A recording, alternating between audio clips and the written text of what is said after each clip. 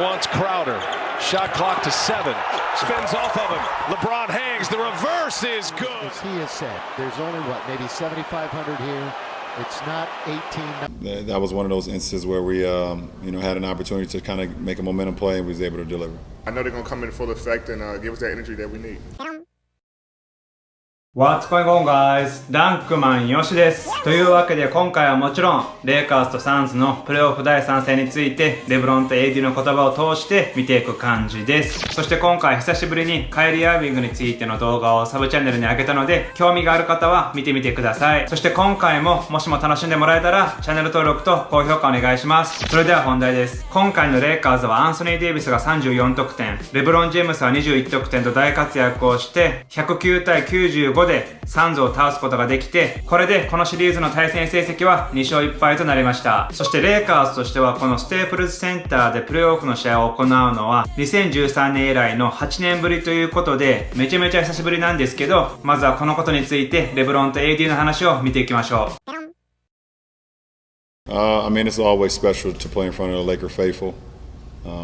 We hope our numbers continue to rise as the series goes on. We can get more and more fans in the building.But it's a beautiful thing. It hasn't been a playoff game for the Lakers in Staples Center since 2013, so it's a special night, and we just try to reward our fans with their loyalty that they have for us, and just try to play the game the right way. Man, Staples Center was exactly what it needed to be. Once it get full capacity, it would be even louder, but that's what we wanted. We fed off the crowd tonight, especially during our runs. The crowd was loud and it gave us some extra energy to make shots, to get some big plays defensively, and ultimately win the game. So, we definitely gonna need a game 4. Being as early game, some of us still might be a little asleep. It's not the normal routine. So, I know they're gonna come in full effect and give us that energy that we need. 自分もこのシリーズのどれか行こうかなと思って見てみたんですけど、もう全然自分が手を出せる金額じゃなくなってたから、また次のシリーズでもチャンスがあれば狙っていきたいと思います。何にせよレイカーズが最後にプレーオフを戦ったのは2013年なんですけど、あの年は確かコービーが大怪我をした年で、それ以来のプレーオフゲームになったんですが、今回の試合で一番盛り上がった場面はレブロン・ジェームスがクラウダーと1対1をやってた場面だったんですけど、次はこの時の動画とこれについてのレブロンの話を見ていきましょう。Wants Crowder. Shot clock to 7. Spins off of him. LeBron hangs. The reverse is good. As he has said, there's only maybe 7,500 here. It's not 18.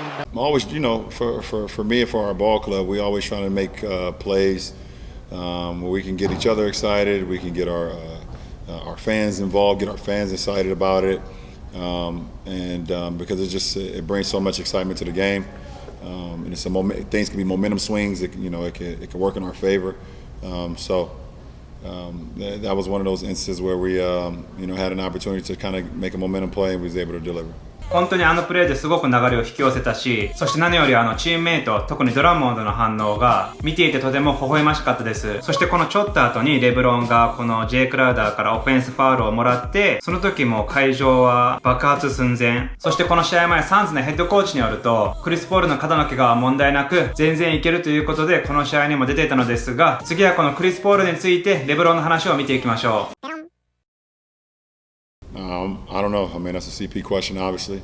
When he's on the floor, we treat him exactly what he is, and he's a Hall of Famer, a guy that can make plays, a guy that can read defenses like none other, a guy that can exploit you if you're not on your P's and Q's at all time when he's on the floor.That is our mindset.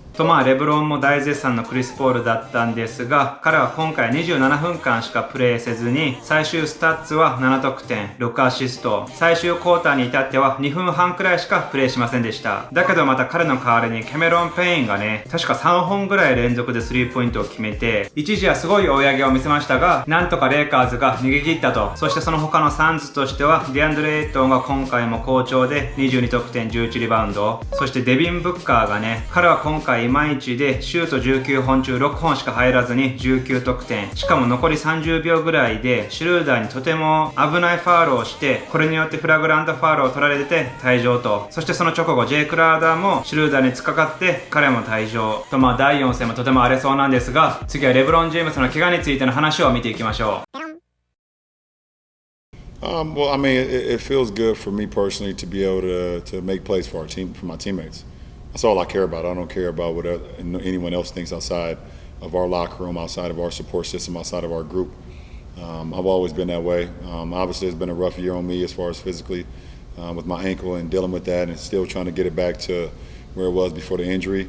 But every day is a step forward, and I'm going to continue to put the work into it with my treatment around the clock, getting it to, like I said, to where it was before the injury. And until then, my teammates will continue to hold me down, and I'll try to make plays for them. まだ万全ではないと。でも確かに途中でダンクを外したり、明らかにそのジャンプの高さとしては、今回は絶頂には程遠いように思いました。そして今回、ウェズリー・マシューズも良かったね。彼は終盤に連続でスリーポイントを決めて、あれもかなり大きかったと思います。そして第3クォーターだけでアンソニー・デイビスは18得点。彼らの活躍によって、この時レイカーズはサンズを引き離すことができたんですが、次はレブロンの AD についての話を見ていきましょう。Just aggressive, looking for a shot, getting into the paint, getting fouled, and knocking his free throws down. He's just ultra aggressive right now since game one, and we're going to need that to continue to happen. And like I said, it starts with him, and trickles off to me. I'm able to make some things happen.